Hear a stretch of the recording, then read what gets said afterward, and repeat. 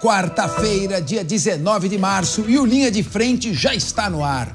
Eu sou o Fernando Capês e comigo na bancada estão Sérgio Zagarino, Leandro Ferreira, Ana Beatriz Hirsch e Rodolfo Maris. Eu quero só aqui fazer as nossas homenagens de todo o Linha de Frente aqui dos debatedores ao professor Vlamir Marques, campeão mundial de basquete, meu querido professor de ginástica e educação física no Colégio São Luís. As nossas homenagens e as nossas orações a você, Vlamir, ensinando basquete em Terrenos Santos. E agora também quero agradecer o livro que eu recebi aqui, Guerra na Ucrânia, uma análise consistente do Rodolfo Queiroz Laterzi e Ricardo Pereira Cabral com a organização do Pedro Silva Drummond. Eles beberam na mesma fonte que eu desde o início da guerra. Coronel Douglas MacGregor e Scott Ritter. Não ficamos aí na mídia superficial. Por isso a gente já sabia o que ia acontecer. Uma obra que eu recomendo. E vamos começar já falando aqui, temos um grande economista na mesa, Leandro Ferreira. O Comitê de Política Monetária do Banco Central define hoje o novo patamar da Selic, que é a taxa básica de juros. Em meio a um cenário de inflação e de medidas para tentar reduzir os preços, a expectativa do mercado é que o Copom eleve a Selic para 14,25% ao ano. Se chegar a esse patamar, será o maior em quase 20 anos. O anúncio deve sair no fim da tarde de hoje, após o anúncio da taxa de juros nos Estados Unidos, que deve se manter aí lá entre 4,25% e 4,50% ao ano. Sérgio Zagarino, eu quero saber o seguinte: o presidente Lula estava brigando com o anterior presidente do Banco Central, Roberto Campos Neto, dizendo que a taxa tem que se baixar de qualquer jeito, não é possível o Brasil crescer nessa taxa desse tamanho. E agora, com o Gabriel Galípolo, o presidente não está reclamando. Afinal de contas, dizem que a taxa vai chegar a 15,5% ao ano. Na sua avaliação, isso é uma medida técnica necessária para conter a inflação? Ou o Banco Central agora também está querendo prejudicar o governo como a Faria Lime teria feito isso no ano passado? Boa tarde, Capês, boa tarde, nossos telespectadores, nossos colegas aqui de bancada. Eu não tenho dúvidas que todas as vezes que nós tivermos problemas relacionados à questão de austeridade fiscal no governo federal, eles irão vincular a culpa a alguém. Então, em determinado momento foi no Roberto Campos Neto, agora a indicação de Galípolo, acreditando ser o responsável por, no mínimo, uma manutenção ou até mesmo a queda da taxa de juros, da taxa Selic, e não é possível, porque a partir do momento que você indica um profissional renomado na área, que inclusive é sabatinado para estar ali e também não decide sozinho, pois é um órgão colegiado, neste momento eles têm que levar a coisa a sério. E aí nós temos que agradecer aos governos anteriores que garantiram a independência do Banco Central. Porque se o Banco Central não tivesse independência hoje, nós estaríamos vivendo uma situação muito dura no país, que seria a interferência direta do governo federal, do presidente da República, para a redução da taxa com base numa canetada. E não é isso que nós esperamos num país democrático, num país sério, num país que espera que haja a queda na inflação, levando em consideração a maior dor do brasileiro hoje, que é o bolso, que é quando o brasileiro tem que ir até o supermercado e lá ele sente hoje uma dificuldade muito grande. É lógico, a taxa tem uma perspectiva de juros futuro, inclusive de crescimento, juros futuro batendo na casa de 17,25, e aí a gente fica sempre na expectativa de uma notícia do próprio governo, como que ele vai fazer para conseguir controlar. E, na verdade, o mercado hoje ele vê sempre o contrário disso. Ele vê o governo continuando gastando muito e não estando preocupado em equilibrar as contas, fazer o dever de casa. Muito bem. Ana Beatriz Hirsch. Os economistas todos que eu tenho ouvido, nós estamos aqui com o Leandro Ferreira, que é professor também de economia, tem uma linha um pouco diferente da minha, mas ele é um técnico, né? Mas eu queria ouvir primeiro você, Ana Beatriz Hirsch. Eu tenho visto que todos os economistas que têm falado, pelo menos a maioria deles, que o Brasil está num ritmo de crescimento acelerado e desordenado. O PIB está crescendo em razão de investimento público e de medidas artificiais de subsídios. E aí o povo está gastando, está se endividando, o povo começa a gastar mais, o preço sobe. E aí tem que subir a taxa de juros. Com isso, pode asfixiar as empresas e cair a arrecadação. Por mais que se aumente a tributação, chega uma curva de Laffer que a capacidade contributiva acaba sendo prejudicada. Eu pergunto a você, se o Brasil continuar nesse ritmo de gastança de dinheiro público, agora o benefício da isenção fiscal para quem ganha até R$5 mil salário pode impactar em quase 30 bilhões de reais. Emenda parlamentar 53, Lei Rouanet 16 bilhões. A secretária de Relações Institucionais, que era presidente do PT, disse que tem que gastar. Como você vê, nesse momento, a possibilidade da taxa Selic parar em 4,25, quando já se fala em que pode chegar até 15,50. O que isso pode impactar negativamente no bolso do contribuinte? Capês, boa tarde à nossa audiência. Realmente nós estamos diante de uma situação que é bastante complexa, porque, por um lado, a gente sabe que esses aumentos na taxa de juros servem para fazer o controle da inflação no curto prazo. E a inflação é um problema que já assolou o Brasil por muito tempo e é uma grande preocupação para o governo evitar que isso aconteça novamente.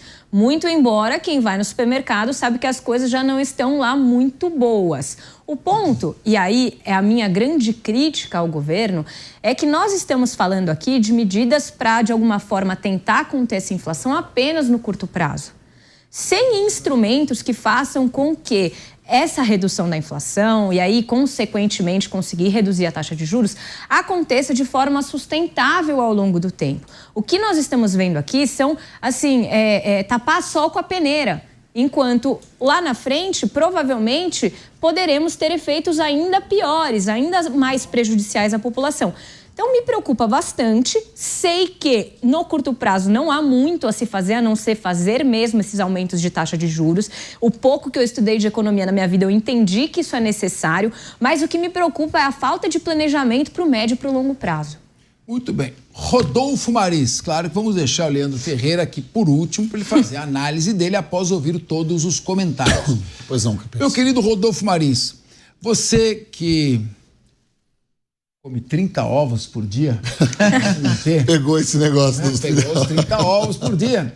E o ovo está muito caro. Claro que existem razões macroeconômicas que impactam no preço do ovo. Tem preço da ração, logística de transporte, o próprio clima, o tempo. Mas será que o governo vai continuar com o pé lá embaixo na gastança de dinheiro público? Transferência de renda é bom. Mas quando a transferência de renda não dá conta do aumento dos preços, não adianta dar dinheiro, porque o poder de aquisição vai ficar cada vez mais distante. Será que não, Rodolfo? Enquanto o Leandro Ferreira me olha com raiva. Boa tarde, Capês, meus amigos de bancada aqui. Ana Beatriz, minha parceira, muito bom estar com você aqui. Boa tarde, vocês de casa.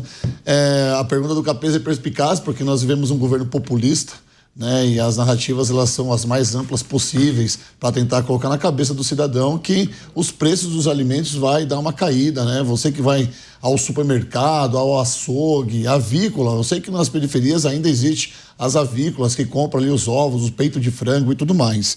A gente precisa entender o que significa o IPCA, tá? O IPCA é um índice que mede a inflação no país. Todas as vezes que você ouvir um economista, alguém na política falando sobre o IPCA, é referente à inflação. E a Selic é referente à taxa de juros. Na semana passada, ou ontem, para ser mais exato, eu estava aqui no Linha de Frente, nós anunciamos aqui o IPCA em 1,31, ou seja, vai chegar a uma das taxas mais altas do IPCA referente à inflação. E a Selic aumentando ainda mais. Só que agora nós não temos mais um boi de piranha, como era o Roberto Campos no governo anterior. Até pouquíssimo tempo atrás, o grande problema da inflação e de juros e tudo mais estava sendo levado aqui ao Roberto Campos. Sobretudo a inflação, para ser correto aqui, sobretudo a inflação, né, sobre a taxa de juros. E agora nós não temos mais o Roberto Campos ali. O que será do Galípolo nessa nova pasta e como será que ele vai conseguir lidar com essas problemáticas que o Brasil encontra de todo mês estar tendo que subir pelo menos 1% essas taxas? É inadmissível você que vai no mercado e sobrevive com salário mínimo, consiga pagar aí numa dúzia de ovos cerca de 35 a 39 reais. É de fato um absurdo que uma proteína tão barata há pouquíssimo tempo atrás agora está de fato se comparando a um caviar na mesa do mais desfavorecido. Bom, chegou a vez do nosso economista Leandro Ferreira. Nós estamos com déficit fiscal em crescimento, dívida pública chegando a 8 trilhões de reais, estamos pagando 1 trilhão de reais de juros, a inflação está subindo, a taxa Selic é a mais alta dos últimos 20 anos, com o governo não podendo sequer fazer um protesto político, nem utilizar de narrativas, e me parece que não há muita disposição ou capacidade de controlar os gastos públicos. Leandro Ferreira, além do crescimento do PIB e outros dados que o IBGE divulga, não é o que a população está sentindo. Dê um cenário mais otimista para nós, por mais difícil que seja. Capês, é um prazer estar aqui. Eu estou com saudades de compartilhar os momentos aqui com vocês, meus colegas de bancada e também com a audiência da Jovem Pan. Então, por isso, me sinto muito feliz de estar aqui hoje, nesta data que é uma super quarta. Super quarta é quando coincide a reunião do Banco Central Brasileiro com a reunião do Fed, que é o equivalente nos Estados Unidos. Então, essa é a data em que todo mundo ali que acompanha a economia quer acompanhar as decisões, mas mais do que as decisões, o que vem depois escrito na declaração que subsidia a decisão, né? Então, amanhã deve sair uma ata fazendo uma análise do Banco Central sobre aquilo que está pensando e aquilo que levou a essa decisão de aumentar os juros para 14,25. E mais importante do que isso, Capês, sai quais são os prognósticos para daqui para frente. E nesses prognósticos, né, ficou na ata lá de dezembro. Quem que era o presidente do Banco Central em dezembro? O Roberto Campos Neto. O Roberto Campos Neto. Ele. Lá em dezembro ficou consignado... Você sabia quem era, né? Fez só uma ironia, né? Eu queria saber se você sabia. Nossa, pergunta para a enciclopédia humana. Mas ficou lá consignado nessa ata que faz prognósticos que a taxa de juros teria mais 2 aumentos, cada um deles de 1%. Portanto, quem estava naquela reunião, inclusive o Gabriel Galípolo já era diretor do Banco Central naquele período, ainda não presidente, né, teve que assumir o compromisso de agora elevar os juros para 14,25, porque senão isso sim frustra os mercados, né? Agora, o que a gente está vendo, e para você que gosta muito de geopolítica, Capês, é muito importante isso, é que os juros na Europa estão caindo. Sabe por quê? Porque a Europa vai precisar pegar dinheiro emprestado para comprar armas, para fazer a reestruturação da sua estrutura de defesa, para refazer os seus exércitos, as suas forças armadas, justamente porque a OTAN deixou de participar no volume em que precisaria para garantir a defesa da Europa, especialmente por conta das atitudes do Donald Trump. Então, os juros na Europa estão caindo, o que vai pressionar os juros no Brasil para caírem também, né? Esse patamar de juros aí nos Estados Unidos pode vir a ser afetado por uma necessidade de cair, porque o Trump, acreditem, meus amigos que acompanham a Jovem Pan, está levando a economia dos Estados Unidos para o buraco, com todas as decisões que tem tomado. Então já está prevista uma recessão nos Estados Unidos e para enfrentá-la vai ser preciso diminuir os juros. Então nós estamos aqui num cenário em que amanhã, mais importante do que hoje, é saber qual vai ser o futuro da taxa de juros no Brasil a partir da declaração do Banco Central. A minha expectativa é que se aponte para a necessidade dela cair, né? A inflação, ela continua controlada, o dólar baixou e baixou muito para patamares anteriores a novembro do ano passado e ao contrário do que, infelizmente, aqui acabou escorregando e dizendo algo errado o Capês sobre a dívida pública, né? Ela está em trajetória de queda. Sabe por quê, Capês? Vou repetir, hein? Presta atenção. A dívida pública não importa desde que nós tenhamos condições de pagá-la. E para pagar, o PIB precisa crescer. Como nestes últimos anos, inclusive no último ano de Bolsonaro, a economia cresceu, nós temos melhores condições de pagar. Portanto, a dívida pública caiu de um patamar que era de 76% para 75% no último mês, graças a um superávit recorde feito no mês de fevereiro pelo governo federal, pela administração do presidente Lula. Ô, Leandro, o secretário de comunicação do governo federal, o Sidônio Palmeira. Sidônio Palmeira. Olha, você está perdendo aqui, tem um talento aqui para ficar, porque tá todo mundo reclamando. A desaprovação está atingindo níveis recordes. Ele está dizendo que tá tudo bem. Então, é muito melhor ter o Leandro Ferreira do que botar chapéu de palha ou boné no nosso presidente. Porque, pelo que eu entendo, ô Leandro, se a gente baixar os juros dessa maneira, como você está prevendo, baixando os juros, vai aumentar o consumo. Aumentando o consumo, sobe a lei da oferta e da procura, sobe o preço. Subindo o preço, o governo tem que botar dinheiro público para tentar ajudar mais na transferência de renda. Para isso, como não se fabrica dinheiro, se fabrica nota, vai ter que cobrar mais impostos. Cobrando impostos, as empresas também vão se endividar. Então, eu acho que só tem um caminho. É não gastar tanto dinheiro público, gastar menos dinheiro público. Tem um economista também competente como você e também advogado, que ele não está presente, não vou citar o nome dele, mas Capês, eu nunca vi alguém, Capês, crescer sem dívida. Tem que ter dívida, importante é ter dívida. Eu acho que é melhor ter crédito do que ter dívida. Então, essa é a minha avaliação. Então, eu queria pedir para o Sérgio Zagarini me ajudar, porque, afinal de contas, eu não sou economista. E o Leandro Ferreira está aqui jogando dado para tudo quanto é lado, eu estou confuso, ele é muito inteligente. Queria que você me ajudasse. Tá tudo tão bom assim? O Leandro Ferreira, Capês, ele tem uma habilidade impressionante. Eu admiro. Leandro, sou seu fã. Porque você tem a habilidade de tentar convencer o brasileiro que nos assiste, que nos ouve pela rádio, de que tá tudo bem. Que o Brasil tá, olha, uma maravilha, que a pessoa consegue ir no mercado e ela faz a compra do mês gastando apenas R$700. Ela sai com aquela compra robusta. Leandro, quando você fala que a inflação tá controlada, por mais que você tente demonstrar com os números, com os dados do PIB que vem em crescimento, o brasileiro na ponta da lança, que é o que importa. Leandro, é o que importa. Enquanto a taxa de juros estiver alta, enquanto o dólar, que agora estabilizou. Lembra? O dólar bateu 6 e pouco. Não estabilizou, tá caindo. Ele tá caindo, mas tá na casa dos R$6. A gente antes... 5,60. 5,60 para 6 é o quê? Leandro, pelo amor de Deus. O dólar no 5,60 você tá achando bom? Não, agora o dólar tá 5,60, gente, tá tudo bem, vamos viajar pra Disney, que agora a gente vai ser feliz. Não, não é assim. Infelizmente, a conduta, a postura do governo de gastar, essa máxima que é existente de que, olha, para crescimento tem que haver investimento com gasto público. Isso é uma falácia, Leandro Ferreira. Para você crescer, então você tem que se endividar na sua vida própria, particular. Em nenhum lugar você consegue ter isso. Você consegue ter responsabilidade fiscal para conseguir um empréstimo, financiar e, a partir do momento que você tem um superávit, você tem condições de pagar a sua dívida. Você está me dizendo aqui, para todo brasileiro que nos assiste, que o Brasil tem que se endividar e que tem um déficit no final de todo o ano. E aí a dívida pública vai aumentando. Portanto, o Capês estava certo de dizer que a dívida pública no Brasil é um absurdo, ela vem crescendo a cada ano e este governo não tem capacidade nem condições de apresentar a perspectiva de melhora para mudar esse cenário. Pois é, eu fico aqui perplexo. O Leandro Ferreira também ficou de boca aberta com a colocação do Sérgio Zagarino, ficou sem resposta.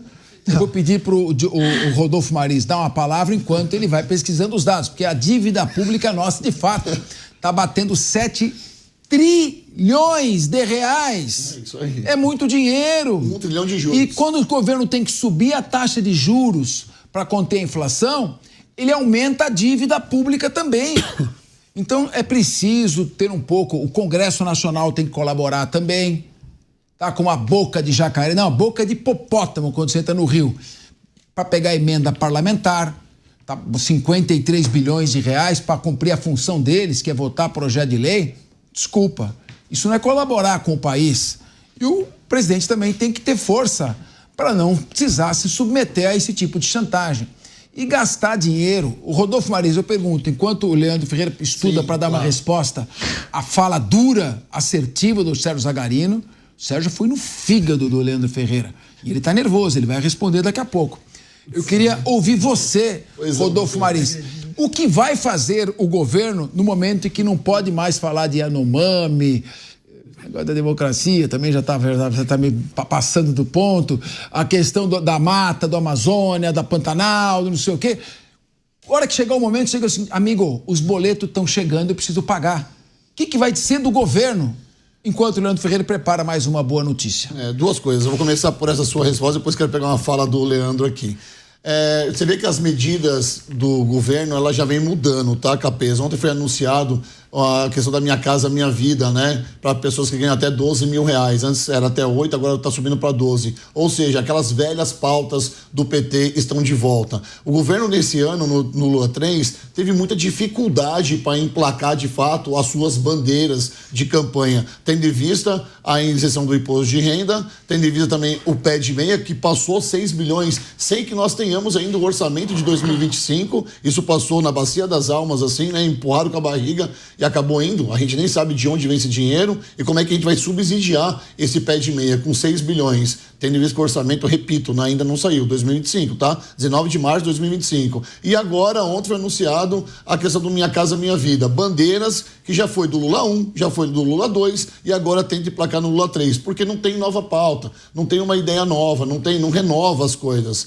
Em relação ao que o Leandro falou, eu acho muito engraçado ele falar assim, não importa o gasto, tem dinheiro, vamos pagar. Isso é muito interessante, porque parece que o Estado é aquele pai rico, sabe? Que todo mundo pode fazer o que quer, que o pai vai lá e passa o cartão de crédito. É o pai de Alphaville, é o pai do Jardins, é o Neymar pai do Estado. É isso, é muito engraçado o Leandro falar isso. Claro que importa a dívida pública, claro que importa. E não importa se tem dinheiro para gastar, importa que tem dinheiro para investir, que não é o que acontece no nosso país. Bom, Leandro Ferreira, depois disso, para a gente encerrar essa pauta, passar para outro tema, mas eu não posso deixar de passar a palavra a você. Nós estamos com uma dívida, terminamos o 2024 com mais de 7 trilhões de reais, quase 8 trilhões, nós estamos aí com 6,6 trilhões e mais 900 bilhões de reais, com o déficit aprofundando.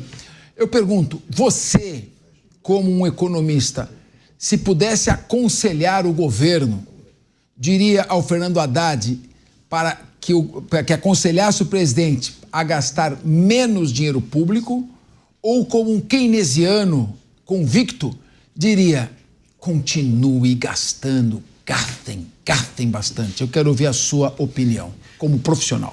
Minha recomendação quando o assunto é orçamento público é que ele precisa passar por uma reorganização, porque parte dele é gasto onde não deveria. O que eu diria é que precisamos gastar onde dá mais resultado. Precisamos gastar mais com transferência de renda. Isso tem impulsionado o crescimento do Brasil e tira as pessoas de uma condição de miséria. Precisamos gastar mais com investimento público. E isso depende diretamente do tamanho dos juros e, consequentemente, da dívida. Precisamos gastar mais com escolas. As escolas no Brasil precisam ter um investimento direto. Precisamos gastar mais com a saúde, que rende a produtividade do trabalhador. Mas o fato é que temos queda na dívida, né? E precisamos valorizar o fato de que as contas estão organizadas e o que precisamos daqui para frente é boa qualidade de gasto e alguns embates que estão sendo feitos, como por exemplo das emendas parlamentares. Só para o Rodolfo não ficar chateado com o preço do ovo, né? A gente vai ter um crescimento muito grande do agro neste ano e quem apostar contra o crescimento do PIB do Brasil vai errar como tem errado o mercado no Boletim Focus há muito tempo.